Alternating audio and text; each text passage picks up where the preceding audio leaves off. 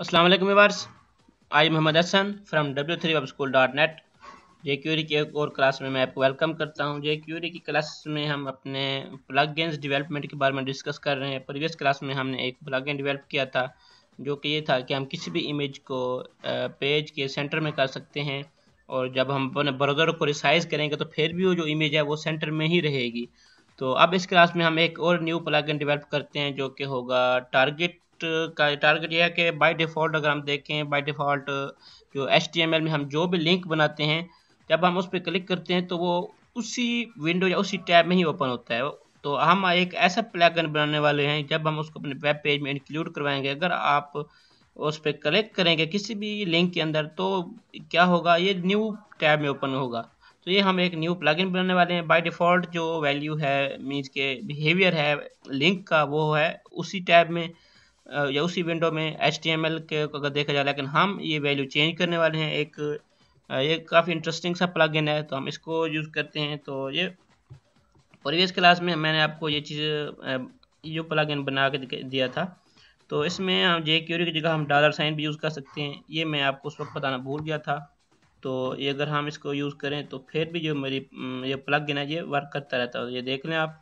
और इसके अलावा एक इनका और मेथड भी होता है कि या आप ऐसा कर लें कि यहाँ पे एक फंक्शन बनाएं, फंक्शन बना के विद इन दिस फंक्शन यहाँ पे हम एक ले जाते हैं पैरामीटर, वो होगा $साइन के। और फिर इस फंक्शन को अब इसके बाद हमने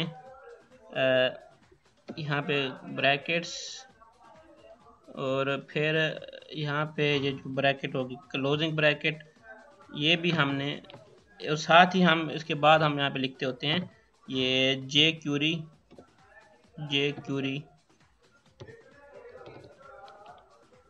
ये मेथड है। ये मैंने एक लाइन लिखी है इस तरह के, हमने ये जो है विद इन दिस हमने सारा कोड लिखना होता है। तो ये भी आप यूज़ कर सकते हैं। अगर मैं इसको यहाँ से कट करता हूँ, ये करता हूँ, सारे इसी में आ गया, और लास्ट में इसको मैं पेस्ट कर लेता हूँ, तो ये भी आप इस तरह यूज़ कर सकते हैं। अब भी जो मेरे ये प्लगइन है वो सही वर्क करेगा, देख लें आप। देख लें बिल्कुल सही वर्क कर रहा है। ये इसके मुख्तलिफ मेथड हैं प्लगइन बनाने के, आप जो सा मर्ज़ी यूज़ कर सकते हैं इनमें। तो जो मर्ज़ी आप यहाँ पे यूज़ कर लें। तो अब मैं काम करता हूँ, ये जो मैंने यही इसी में प्लगइन में हम एक न्यू फाइल बनाते हैं। JS में मैं आता हूँ, JS की जो यहाँ पे मैं इसको न्यू फाइल बना के लिखता हूँ टारगेट। ये मैं टारगेट और लिखता हूँ ये ब्लैंक, प्लगइन का नेम, प्लगइन के जो मेरी एक फ़ाइल है उसका नेम रख रहा हूँ ब्लैंक, और इसका सॉरी BL यानी ब्लैंक, और इसकी जो एक्सटेंशन होगी वो JS होगी। उसके बाद हम प्लगइन में एक न्यू फाइल बना लेते हैं जिसको हम टारगेट रख लेते हैं .html ये। और इसमें मैं ये काम करता हूँ कि पहले HTML5 का डॉक्यूमेंट्स लेता हूँ, उसमें लिखता हूँ टारगेट, और उसके बाद मैं यहाँ पे अगर मैं एक लिंक टैग लेता हूँ, और यहाँ पे लिखता हूँ कि HTTP, और यहाँ पे लिखता हूँ www.w3webschool, मुझसे आज बहुत मिस्टेक हो रही है, school.net। तो मैंने ये एक लिंक दिया है, और उसके बाद मैं यहाँ पे लिख लेता हूँ w3webschool.net। अगर मैं इसको ओपन करता हूँ अपने ब्राउज़र में, तो ये लिंक नज़र आया। जब मैं इस पर क्लिक करता हूँ तो आप देख लें इसी ही ब्राउज़र की विंडो में ये हमें ले जाता है, और उस फाइल में इसी ही ब्राउज़र में। तो मैं इसको ऐसा करता हूँ कि हम एक ऐसा प्लगइन बनाएं कि जो कि हमें दूसरी विंडो में ले जाएगा, दूसरे न्यू टैब में ले जाएगा। सबसे पहले तो मैं स्टाइल टैग ओपन क्लोज करके ये जो with in this style tag में जो बॉडी का बैकग्राउंड कलर में चेंज करता हूँ, बॉडी का वो होगा लाइट ग्रीन,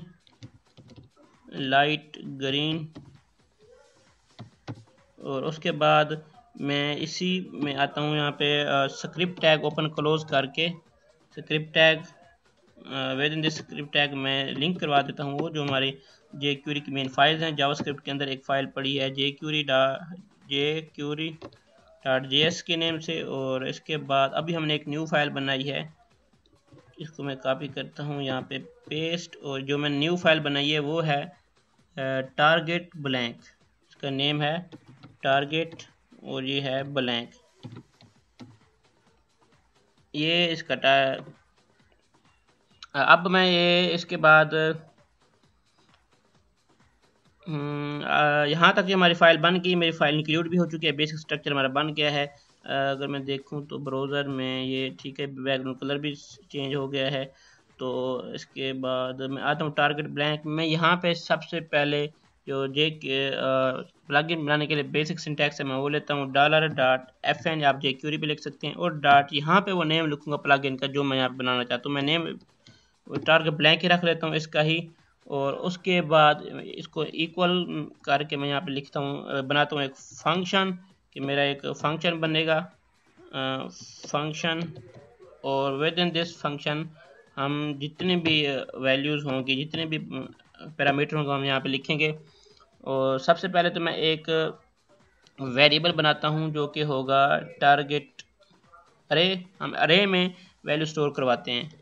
टारगेट, इसको मैं नेम रखता हूँ अरे, और ये इक्वल उसको मैं कर देता हूँ टारगेट अरे को मैं इक्वल करता हूँ कि हम अरे के एक अरे बना रहे हैं, तो उसके लिए आपको ये वेरिएबल और उसके बाद हम यहाँ पे लिखते हैं अरे नेम। तो मैं अरे नेम रखा है टारगेट अरे। जावास्क्रिप्ट में इस तरह करते हो, यहाँ पे अब अरे जो होगी उसमें मैं वैल्यू स्टोर करवाता हूँ, जो इंडेक्सिंग होती है अरे में। ये फर्स्ट वैल्यू होगी, इसको मैं देता हूँ अंडरस्कोर ब्लैंक, और जो सेकंड वैल्यू होगी उसको मैं दे देता हूँ विद इन कोटेशन हम वैल्यू लिखते होते हैं, मैं यहाँ पे देता हूँ अंडरस्कोर सेल्फ, और उसके बाद मैं और वैल्यू देता हूँ अंडरस्कोर पेरेंट, और उसके ये वो वैल्यूज़ हैं जो हम लिंक टैग में देते हैं। ये आपको पता होगा HTML के अंदर डिस्कस हो चुका है हमारे HTML के वीडियो कोर्स के अंदर। उसके बाद मैं यहाँ पे वैल्यू देता हूँ टॉप, और अब मैं नीचे आता हूँ, एक और वेरिएबल बनाता हूँ जिसका नेम मैं रखता हूँ टारगेट, सिंपली मैं रखता हूँ टारगेट, और इसको मैं इक्वल कर देता हूँ, ये टारगेट आएगा यहाँ पे, इसको मैं इक्वल करता हूँ jQuery बेसिक सिंटैक्स लेके यहाँ पे मैं लेता हूँ दिस क्या होगा, जिस पे हम क्लिक करेंगे मीन्स कि जिस पे आप उस वक्त जिस लिंक को आप क्लिक कर रहे होंगे वो ब्लैंक में जाएगा, क्योंकि आप यहाँ काफ़ी सारे लिंक दे सकते हैं। तो उसके बाद मैं यहाँ पे attr जो कि फंक्शन है, बिलियन फंक्शन jQuery का, ये यहाँ से वैल्यू पिक करेगा HTML की कंटेंट से जो होगी टारगेट मीन्स कि ये पूरे एलिमेंट ही यहाँ पे लेगा टारगेट जो कि होता है ये यहाँ पे मैंने टारगेट नहीं दिया। अगर मैं यहाँ पे देता हूँ टारगेट इक्वल टू ब्लैंक, तो इससे क्या होता है कि ये जो अब ये जो है न्यू विंडो में जाके ओपन होगा, लेकिन हम ऐसा चाह रहे हैं कि विद आउट राइट ब्लैंक हम जो है ये यहाँ पे इसी जो न्यू फोल्डर न्यू टैब में हम अपनी वैल्यू को ओपन करेंगे। तो ये टारगेट, इसको वैल्यू होगी टारगेट एट। तो उसके बाद मैं यहाँ पे अगर देखूँ तो इफ़ कंडीशन हम लगाते हैं, इफ़ कंडीशन में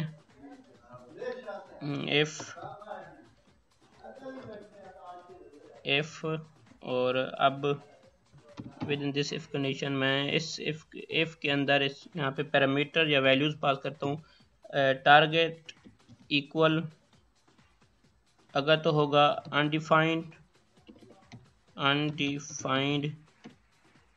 और या फिर यहाँ पे लेता हूँ R operator, R target equal to blank, यहाँ पे मैं नल लिख लेता हूँ मीन्स के ये इसका मतलब ये है कि ब्लैंक, और फिर आर ऑपरेटर लेता हूँ, सॉरी आर लेना है ऑपरेटर, यस ये।